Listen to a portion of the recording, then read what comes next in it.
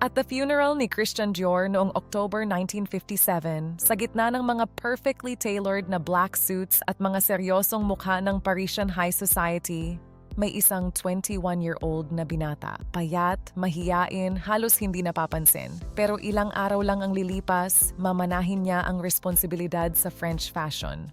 Si Yves Saint Laurent ay hindi pa nag-22 nang bigla siyang maging pinuno ng isang multi-million-dollar fashion house, isang international symbol ng luxury.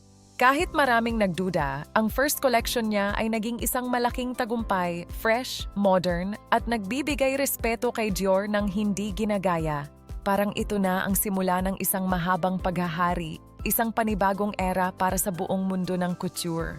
Pero biglang nagbago ang takbo ng kwento. Na-draft siya sa military service noong Algerian War noong 1960. Dahil sa kanyang pagiging fragile at vulnerable, nagkaroon siya ng psychological breakdown sa gitna ng kaguluhan ng giyera.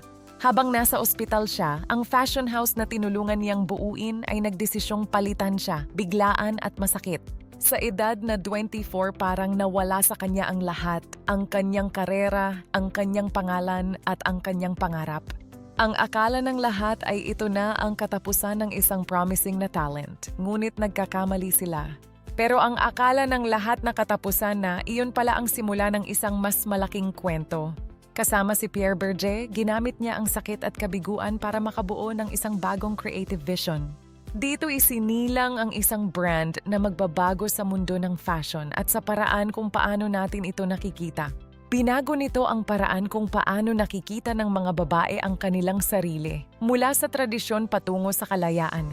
Ang kwento ni Yves Saint Laurent ay patunay na sa gitna ng pinakamadilim na sandali, madalas doon sumisibol ang tunay na tagumpay.